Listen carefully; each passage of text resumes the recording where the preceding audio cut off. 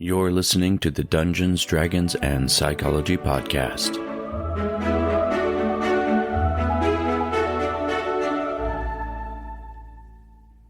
Hello and welcome to another episode of the Dungeons, Dragons, and Psychology Podcast. I'm your host, Robert Walker.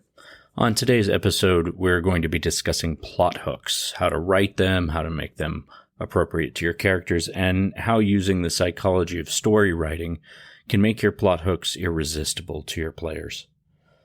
So first of all, what is a plot hook? Plot hooks are one of those things that you read a lot about in role-playing story building and campaign creation, but they are a story device that's meant to grab the attention of your players and lead them to your plot line. If they're done right, an effective plot line hook will make your players drop what they're doing that's off plot and turn their attention to this shiny new piece of the story that's been presented to them. One of the great things about psychology is that it gives us insight into the inner workings of the human mind. And there have been many studies out there that correlate with storytelling. These findings can be used to make your stories a compelling and immersive experience for your players. And in the case of plot hooks, there's some tricks that can help you grab their attention and maintain it as you transition from the plot hook to the plot line. So writing an effective plot hook using psychology means keeping a few things in mind. First of all, remember what we discussed in the last episode about player attention span being about 8 to 10 minutes long, and keeping out unnecessary details. When you're writing your plot hooks, you want to be concise, omitting unnecessary details. In psychology, this is sometimes called the verbatim effect, which is the tendency of the human mind to only remember the most important aspects of an event and to filter out all the noise.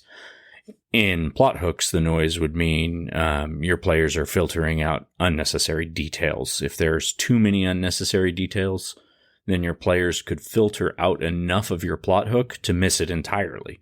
So you want to keep the details of your plot hook to the most important parts. Another thing that we can learn about plot hooks from psychology is the incentive theory of motivation. In this theory, it demonstrates that there are extrinsic and intrinsic motivations, and they can be powerful tools in shaping behavior. An extrinsic motivation is when external or tangible rewards, things like wealth or goods, is the motivator of behavior. And with intrinsic motivation, intangibles like fame, for example, would be a driving factor in your motivation. But both of these types of motivation can be woven into plot hooks as rewards that are known to your players. And with this, it's really important to be transparent with your player characters about the rewards that your plot hook is going to provide them. If you let them know what they will receive by following the plot hook, be it gold coins, magical items, some sort of secret knowledge, fame, titles, whatever it happens to be, giving them an understanding of the rewards of that plot hook can help motivate the behavior of your players and get them to engage with your plot hooks. Another pretty well-known psychological phenomenon out there that can be utilized to add power to your plot hooks is known as the bandwagon effect. This is the effect that causes people to behave in a way that they believe others are behaving or are going to behave. When I think of this, I think a lot of the iPhone phenomenon, where there was such a massive percentage of certain age ranges and demographics became lifelong iPhone users because it's the thing that everybody else their age was doing. And this bandwagon effect can be used in a plot hook as well. If you can get a plot hook that appeals to as many of the players around the table as possible, then other player characters are likely to jump on the bandwagon. Dig into your characters' backstories and motivations to do this. Write plot hooks that are going to appeal to as many of them as possible. And then once they want to follow that plot hook, those stragglers will jump on the bandwagon and go along for the ride. Another couple of things to think about when writing plot hooks is distinction, for one. And that is whatever makes your plot hook different and unique to your players. It might seem sometimes like people tend to gravitate towards what's comfortable and familiar to them, but in terms of seeking out new things or grabbing attention from something, they're drawn more to something that's new and different.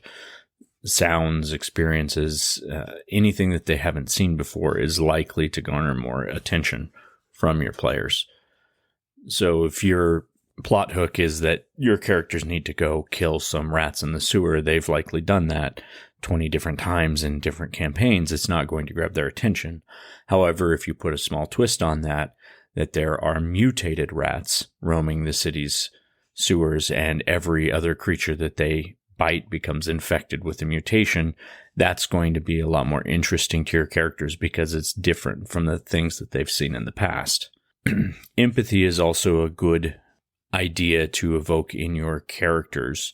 If they are empathetic to another character in the game or to the situation that they need to deal with as part of the plot hook, they're going to be more invested in whatever story it is that you're creating. If they're moved to another person's struggle, then they're likely to help them alleviate that struggle. And the last thing is impetus.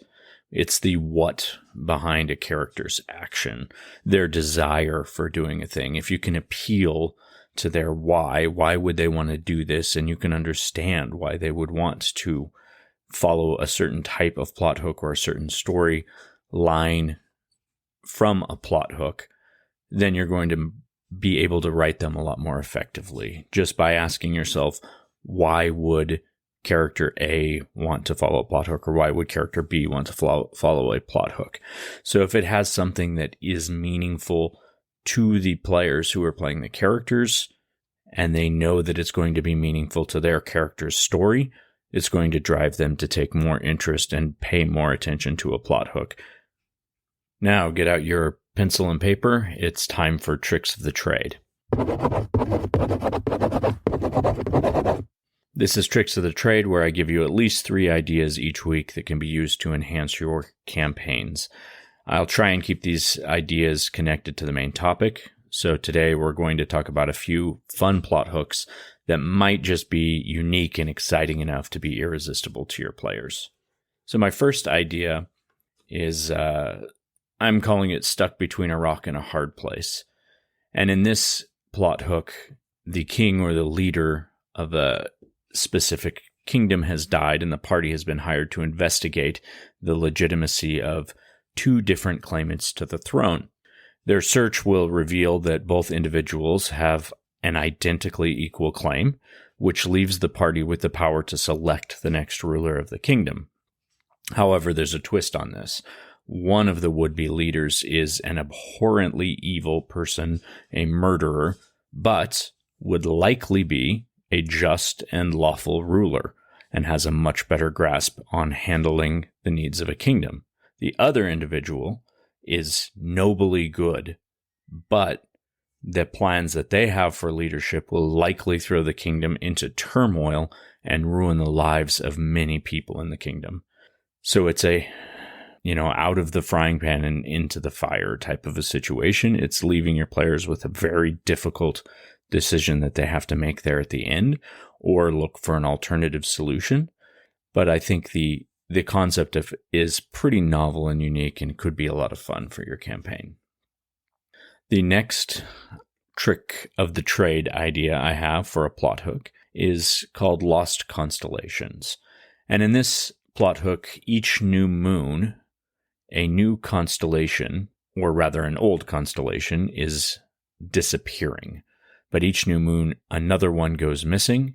These are all constellations that are based around mythical creatures that are no longer in the world anymore.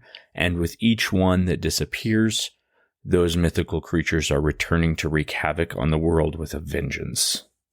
Thought that would be kind of an interesting one, figuring out what to do about this, what started it, and what the solutions might be.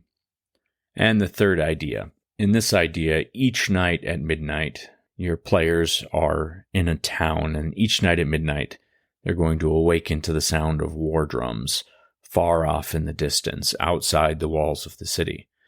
Any investigation during the day or night reveals that there is no war band approaching, yet each night when they wake up, the drums are getting closer and closer.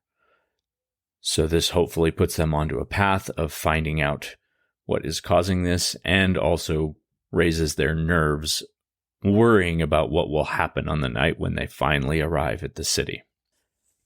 So that about wraps up things for this episode. Please subscribe to my podcast and also check out my book, Session Zero, The DMG to Writing Great Campaigns in Any System. It is available on Amazon. We will see you next week when I will be talking about player archetypes and the psychological motivations of the different player types. Thank you so much for listening to the Dungeons, Dragons, and Psychology podcast. See you next session.